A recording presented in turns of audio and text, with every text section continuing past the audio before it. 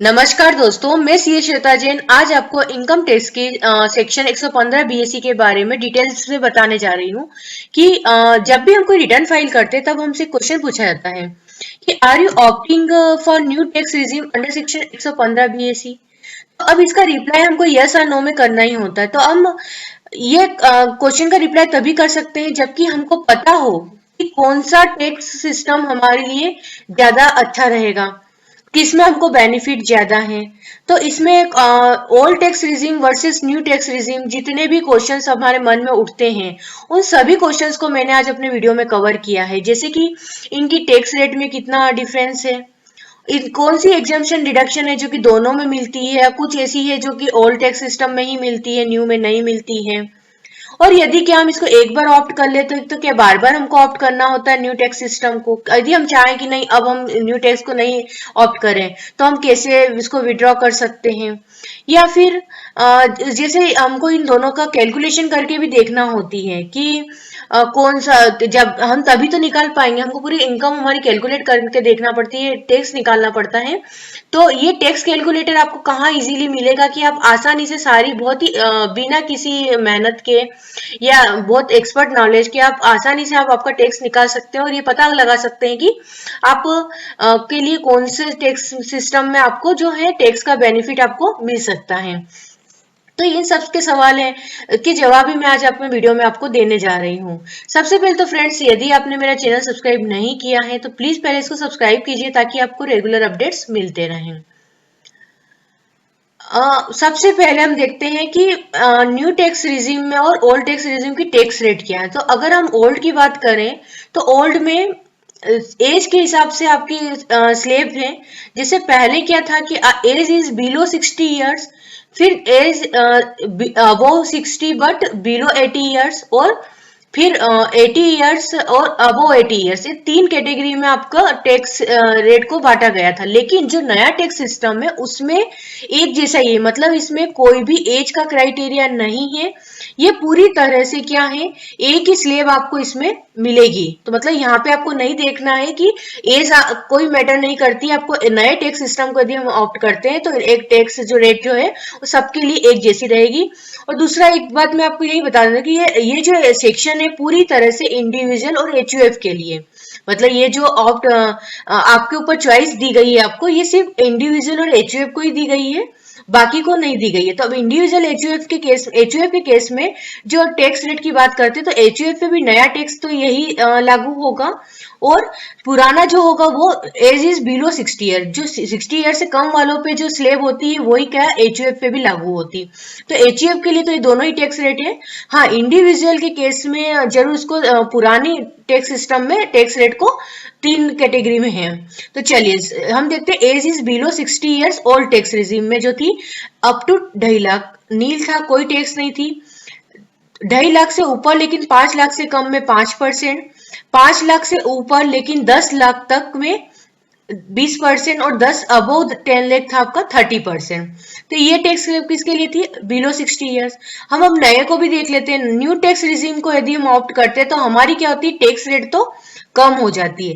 जैसे up to 2.5 lakh तो नील रहेगी, फिर 2.5 लाख से ऊपर लेकिन 5 लाख तक 5%, फिर 5 लाख से ऊपर लेकिन 7.5 लाख तक 10%, 7.5 लाख से ऊपर 10 लाख तक 15%, 10 लाख से ऊपर लेकिन 12.5 लाख तक 20%, और फिर 12.5 से 15 लाख तक 25%, और 15 लाख के ऊपर 30%।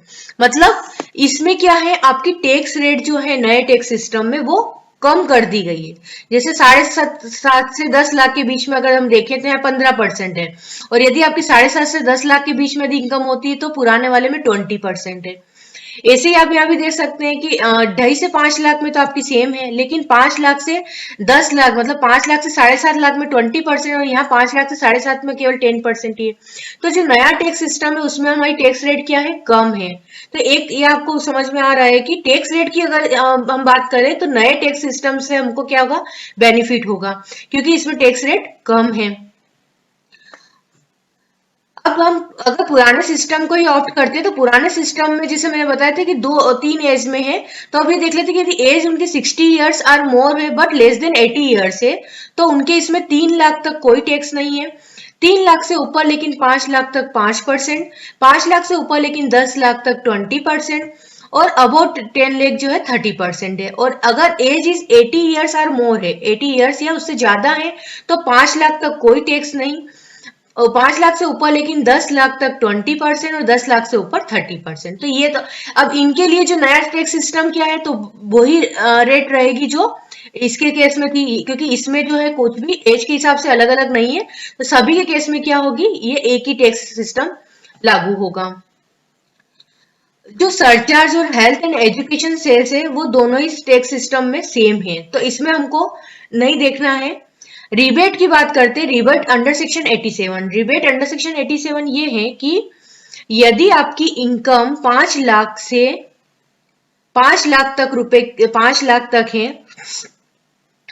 तो आपको 100% आपका जो टैक्स बना है वो आपको क्या मिलेगी, 100% जो टैक्स है आपका, उस टैक्स की पूरी आपको रिबेट 87 के अंडर सेक्शन 87 में रिबेट मिल जाती है। मतलब 5 लाख तक की इनकम पे आपको कोई टैक्स नहीं देना पड़ता था।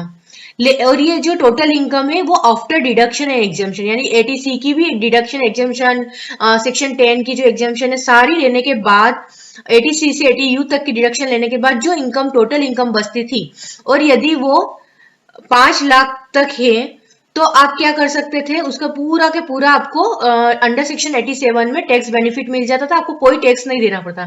और ये दोनों ही टैक्स सिस्टम, चाहे आप ओल्ड ले या न्यू ले, दोनों में ही ये 5 लाख की ऐसी है कि यदि 5 लाख तक की इनकम है तो आप कोई सा भी सिस्टम ले, आपको कोई फर्क नहीं पड़ेगा। This rebate is available in both taxes, दोनों में ही आपको ये रिबेट मिलेगी। तो मतलब 5 लाख तक की इनकम पे आपको कोई फर्क नहीं पड़ता है पुरानी ले या नए टैक्स सिस्टम को ऑप्ट करें। ये बात तो यहाँ पे टैक्स रेट की हुई है। अब हम जो मेन इंपॉर्टेंट वो है, आपने टैक्स रेट में देखा कि न्यू टैक्स सिस्टम में आपको रेट जरूर कम है, लेकिन अगर हम एग्जाम्पशन और डिडक्शन पे आते हैं, बहुत सारी इनकम टैक्स में एग्जाम्पशन और डिडक्शन भी हमको मिलती है। तो अगर वो सब बात करें तो नए टैक्स सिस्टम जो है उसमें हमको एग्जाम्पशन डिडक्शन बहुत कम मिलती है। कुछ है जो मिलेगी लेकिन वो बहुत ही कम मिलती है, और पुराने में अगर हम जाते हैं तो हमको बहुत सारा बेनिफिट होता है। जैसे बात करते हैं, अगर सैलरी हेड की बात करें तो सैलरी हेड में हमको deduction under section 16 standard deduction मिलती थी 50,000 फॉर सैलरीड और पेंशनर। फिर इंटरटेनमेंट अलाउंस की छूट मिलती थी, प्रोफेशनल टैक्स की छूट मिलती थी, जो कि ओल्ड में मिलती थी लेकिन न्यू में आपको ये छूट नहीं मिलेगी। फिर allowances under section 10, under section 10 में जितने भी अलाउंसेस थे, जैसे HRA, LTA, allowances granted to meet expenses in performance of duties of office, allowances granted to meet personal expenses in performance of duties of office, allowances received by MP, MLA, MSC। तो जो allowances थे वो भी आपको क्या है, पुराने tax system में हमको मिलेंगे लेकिन नए में नहीं मिलेंगे, तो ये भी हमारा नुकसान। अब हम अंडर हाउस प्रॉपर्टी की बात करते हैं। हाउस प्रॉपर्टी हेड में क्या बेनिफिट, क्या नुकसान, क्या फायदा देख लेते हैं। इंटरेस्ट पेबल, हम कोई सेल्फ ऑक्यूपाइड हाउस प्रॉपर्टी पे यदि कोई इंटरेस्ट का पेमेंट कर, उस पर हमने लोन लिया हुआ है, तो हम क्या करते हैं, 2 लाख रुपए तक के इंटरेस्ट की हमको छूट मिलती थी। मतलब 2 लाख रुपए से हमारा क्या हो सकता था, इनकम कम हो जाती थी। 2 लाख रुपए की जो टैक्स की पे हम छूट में हमको मिलती थी, वो अब ओल्ड में तो हमको मिलेगी लेकिन नए में नहीं मिलेगी, मतलब कि ये भी हमारा नुकसान। तो जितने भी एक पुराने सिस्टम में आपको डिडक्शन एग्जाम्पशन मिलती है लेकिन नए में आपको डिडक्शन एग्जाम्पशन नहीं मिल पाती है, तो ये सब आपको क्या हो रहा है, नुकसान हो रहे हैं। फिर अंडर अदर सोर्सेज है, अदर सोर्सेज में जो एक स्टैंडर्ड डिडक्शन मिलती थी फॉर फैमिली पेंशन जिनको रिसीव होती थी, उनको स्टैंडर्ड डिडक्शन मिलती थी अप टू 15,000 रुपीज। तो ये डिडक्शन आपको ओल्ड टैक्स रिजिम में मिल सकती है लेकिन नए में नहीं मिलेगी। अब बात करें हम डिडक्शन की, जो कि 80C से 80U तक की होती है। जैसे example, life insurance premium, health insurance premium, pension fund, provident fund, tuition fee, national saving certificate, housing loan principal, tax saver, mutual fund, medical insurance, donation, interest on education loan, physically handicap deduction. इसमें बहुत सारी आपकी क्या हो जाती थी, income कम हो जाती थी। तो ये सारी छूट भी आपको क्या है, ओल्ड टैक्स रिजिम में तो मिलेगी लेकिन नए में नहीं मिलेगी आपको। तो ये भी सब नुकसान है। 80TTA जो कि इसमें मैंने वो सेक्शन ज्यादा कवर किए जो पॉइंट्स है जो कि ज्यादातर यूज में आते हैं। Interest on saving accounts up to 10,000, तो ये भी हमको पुराने में अलाउड है बट नए में नहीं है। ऐसे अंडर सेक्शन 80TT भी interest on saving FDR others for senior citizen up to 50,000 की जो मिलती थी वो भी पुराने टैक्स सिस्टम में मिलेगी, नए में नहीं मिलेगी। लेकिन कुछ मैंने बताया था कुछ डिडक्शन है जो कि दोनों में मिलेगी, जैसे 80CCD2 deduction towards contribution made by an employer to the pension scheme of central government, तो ये आपको अलाउड है दोनों ही सिस्टम में। बिजनेस प्रोफेशन अब क्या होता है कि ऐसा नहीं है कि इंडिविजुअल की जहां बात आती है हमारे दिमाग में सिर्फ सैलरीड पर्सन आते हैं। प्रोप्राइटरशिप फर्म है तो उनके केस में भी बिजनेस प्रोफेशन की इनकम आती है, तो उनको क्या जो है डिडक्शन और एग्जाम्पशन उनको एक्स्ट्रा अगर आप देखें तो deduction under section 10AA in respect of newly establish special economic zone को जो इसकी डिडक्शन थी वो पहले ऑल टैक्स रिजिम में अलाउड है बट नए में नहीं है।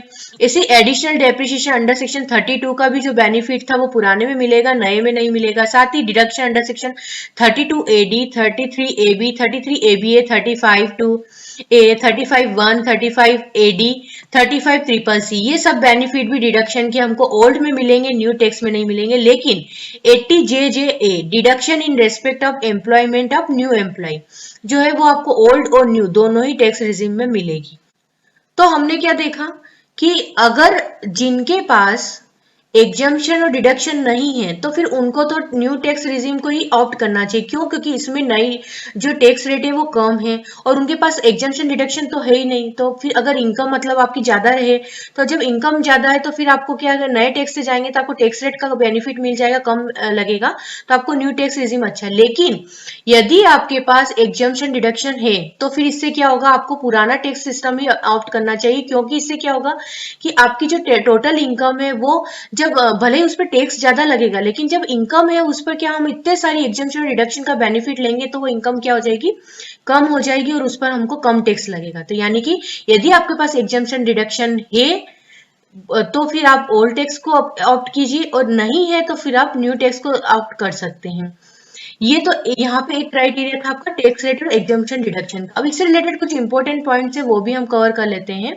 मैं आपको ये भी बताऊंगी अभी कि लास्ट में कि आप कहाँ से आप कैलकुलेट कर सकते हैं और टैक्स लायबिलिटी निकाल सकते हैं कि भैया नए के हिसाब से क्या होगी और पुराने के हिसाब से क्या। ये सेक्शन बोलती है कि यदि आपकी इनकम फ्रॉम बिजनेस और प्रोफेशन है, इट मीन्स आप ITR 3 और ITR 4 फाइल करते हैं, तो उनके लिए यदि आपकी बिजनेस या प्रोफेशन की इनकम हो, पहले ये भी बता दूं जो मैं शुरू में बताया था कि ये सेक्शन किस पे, जो इंडिविजुअल और HUF पे ही लागू होती है। और यदि आपकी बिजनेस या प्रोफेशन की इनकम है तो आप ITR 3 और 4 फाइल करेंगे। तो उस केस में जो भी आप सच ऑप्शन, यदि आपने ऑप्शन एक बार ऑप्ट कर लिया है तो फिर आपको आने वाले सब्सिक्वेंट ईयर्स में भी आपको वही ऑप्शन को ऑप्ट करना पड़ता है। फिर दूसरी बात ये कि अब मान लीजिए कि हमने एक बार तो ऑप्ट कर लिया है तो फिर उसको क्या विड्रॉ नहीं कर सकते? तो कर सकते हैं, आप केवल एक बार और आप उसको क्या कर सकते हैं, विड्रॉ कर सकते हैं। लेकिन जिस प्रीवियस ईयर में आपने उसको लिया है, एक्सरसाइज किया है, उस प्रीवियस ईयर में आप कुछ नहीं कर सकते। मतलब जैसे इस साल आपने न्यू टैक्स रिजिम को ले लिया तो आपको क्या करना है, इस साल आप रिवाइज रिटर्न करते हैं तो फिर इसका मतलब ये नहीं कि आप उसमें आप चेंज कर सकते हैं, आप उसमें भी चेंज नहीं कर सकते। लेकिन हाँ, आने वाले सालों में जो सब्सिक्वेंट ईयर है उसमें आप चेंज कर सकते हैं, लेकिन वो चेंज सिर्फ एक ही साल आप कर पाएंगे। ऐसा नहीं कि हर साल आप चेंज करें, आपको सिर्फ एक बार का चांस दिया जाएगा। और जब आप एक बार अगर उसको चेंज कर लेते तो फिर आप वो चेंज ही करेंगे वापिस से। आप जैसे जैसे मान लीजिए कि आपने इस साल जो है आपने नया टैक्स रिजिम को ऑप्ट कर लिया। अब नया टैक्स रिजिम को आपने ऑप्ट तो कर लिया लेकिन अब आपको अगले साल जाते हैं आपकी इच्छा होती कि नहीं मैं तो ओल्ड को ही ऑप्ट करना, मुझे न्यू में मेरे को बेनिफिट नहीं हो रहा है। तो आप क्या कर सकते, पहली बात तो आपने इस ईयर में ऑप्ट कर लिया तो इस ईयर में तो अगर नए टैक्स सिस्टम को ऑप्ट किया तो आपको इस साल तो आपको नए टैक्स सिस्टम को ही ऑप्ट करना है, इसमें आप कुछ भी चेंज नहीं कर सकते। लेकिन आपको जब नेक्स्ट ईयर या उसके भी आने वाले ईयर्स में आपको लगता है कि मुझे पुराने सिस्टम को ऑप्ट करना है तो फिर आप क्या करेंगे, ऐसे में आप सिर्फ और सिर्फ एक बार, मतलब किसी भी साल में, आने वाले ईयर्स में किसी भी साल में सिर्फ एक बार उसको चेंज कर सकते हैं, पुराने सिस्टम को ऑप्ट कर सकते हैं। लेकिन फिर जब अगर आपने वापस से पुराने सिस्टम को ऑप्ट कर लिया, मतलब एक बार आपने चेंज कर लिया तो फिर आप कभी भी आप न्यू सिस्टम को ऑप्ट नहीं कर पाएंगे, फिर आपको कंटिन्यू वो पुराने सिस्टम को ही ऑप्ट करना पड़ेगा, वही लेना पड़ेगा। मतलब आपके पास सिर्फ एक ही मौका आपको दिया जाएगा। एक तो आप शुरू में सिलेक्ट कर लें, दूसरा आपको फिर एक बार मौका दिया जाएगा कि आप उसको चेंज कर लें। ठीक है, ये बात तो ही जिनकी इनकम और बिजनेस या प्रोफेशन की इनकम है। लेकिन जिनकी इनकम बिजनेस या प्रोफेशन के अलावा इनकम है, बिजनेस या प्रोफेशन से इनकम नहीं है, जैसे कि सैलरी इनकम है या अदर सोर्सेज की इनकम है, तो उस केस में आपको जब आपको जो भी ऑप्शन दिया जा रहा है along with the return of income, मतलब जब जब आप रिटर्न फाइल करते हैं उस समय आप ऑप्ट कर सकते हैं कि आपको न्यू टैक्स रिजिम में जाना है, ओल्ड टैक्स में। मतलब सैलरीड पर्सन या जिनकी बिजनेस प्रोफेशन की इनकम नहीं है, मतलब कि जो ITR 1 और ITR 2 फाइल करते हैं, वो कभी भी हर साल अपने हिसाब से ओल्ड टैक्स रिजिम या न्यू टैक्स रिजिम ले सकते हैं।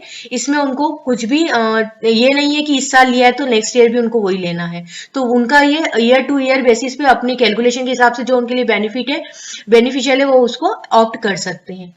ठीक है, ये तो था। इसके साथ ही एक चीज और ध्यान रखना है कि जब हम जिनकी बिजनेस या प्रोफेशन की इनकम होती है, मतलब जो ITR 3 और 4 फाइल करते हैं, उनको एक फॉर्म भी सबमिट करना होता है। अगर वो न्यू टैक्स रिजिम को ऑप्ट करते हैं तो उनको एक फॉर्म भी सबमिट करना होता है। उसके बारे में मैं बताऊंगी आपको। जैसे कि देखिए, are you opting for new tax regime under section 115 BAC, यदि आप यस करते हैं। अच्छा, ये ITR 3 और 4 के केस में ही होना है। If yes, please furnish date of filing of the form 10IE along with the acknowledge। मतलब आपको रिटर्न फाइल कर ITR 3 और 4 फाइल करने से पहले 10IE जो फॉर्म है वो उसका एक्नॉलेज नंबर और जब आपने फॉर्म सबमिट किया है वो डेट यहाँ पर आपको लेना पड़ता है। फॉर्म 10IE कैसे फिल करना है, इसके लिए मैंने एक अलग से वीडियो बनाया जिसकी लिंक मैंने आपको डिस्क्रिप्शन बॉक्स में दी है, वो आप देख सकते हैं। तो आपको ये 10IE फॉर्म पहले भरना होगा, उसके बाद ही आप क्या कर सकते हैं यहाँ पर, क्योंकि यहाँ पे आपको डेट और एक्नॉलेजमेंट नंबर देना होगा। उसके बाद फिर आप न्यू टैक्स रिजिम को यहाँ पर ऑप्ट कर सकते हैं। लेकिन ये सिर्फ ITR 3 और 4 के लिए, ITR 1 और 2 पे ऐसा 10IE फाइल करने की रिक्वायरमेंट नहीं होती है। कि हम पुराने सिस्टम से रहते हैं तो क्या टैक्स आता है, नए से आते हैं तो हमारा क्या टैक्स रहता है, तो इसकी कैलकुलेशन आप कैसे करेंगे, तो इसको मैं अब आपको बताती हूँ। हम गूगल में टाइप करेंगे www.incometaxindia.gov.in, incometaxindia.gov.in। यहाँ पर हम क्लिक करते हैं, सबसे ऊपर जो साइट आई है उसमें आप नीचे की साइड जाएंगे, इंपोर्टेंट लिंक्स में आपको टैक्स कैलकुलेटर दिखेगा। टैक्स कैलकुलेटर पर हमको क्लिक करना है। टैक्स कैलकुलेटर में हम नीचे यहाँ पर आप देखेंगे, आपको दिखेगा income and tax calculator. Income and tax calculator, इस पर हम क्लिक करेंगे।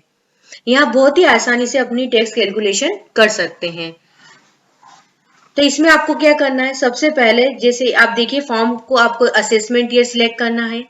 आप फिर ये इंडिविजुअल के द्वारा किया जा सकता है, फिर मेल फीमेल सीनियर सिटीजन है तो आप यहाँ पर वो सेलेक्ट करेंगे। फिर रेसिडेंशियल स्टेटस, फिर आपकी इनकम फ्रॉम सैलरी कितनी है ये डालेंगे। उसके बाद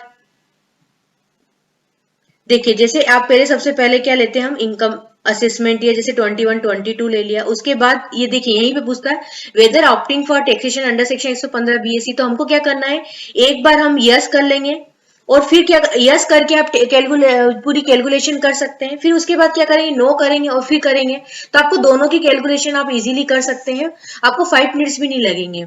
तो यहाँ पर हम क्या कर, अभी हम यस कर लेते हैं। यस करने के बाद हम क्या करेंगे, यहाँ पर अपनी सारी डिटेल डाल देंगे। अब जैसे आप डिटेल डालते हैं, जैसे रेसिडेंशियल स्टेटस डाल देंगे, इनकम फ्रॉम सैलरी, जैसे कि यहाँ पे मान लीजिए मैंने डाल दिया रेसिडेंट, तो इनकम फ्रॉम सैलरी डाल दी, तो इनकम फ्रॉम सैलरी ये ले ली मैंने। ठीक है, अब उसके बाद इनकम फ्रॉम हाउस प्रॉपर्टी हो तो आप हाउस प्रॉपर्टी के यहाँ पे शो डिटेल्स में जाके आप क्या कर सकते हैं, उसकी डिटेल दे सकते हैं। या कैपिटल गेन से है तो कैपिटल गेन की डिटेल दे सकते हैं, अदर सोर्सेज की। इस तरह आप क्या कर, जब profit and gain business profession, इसमें ध्यान रखिएगा केवल प्रॉफिट आपको इंटर करना है। तो इस तरह से आप क्या कर सकते हैं, सारी एग्रीकल्चर इनकम ये सब देने के बाद यदि कोई डिडक्शन है, अब देखिए हमने वहां पर उसको,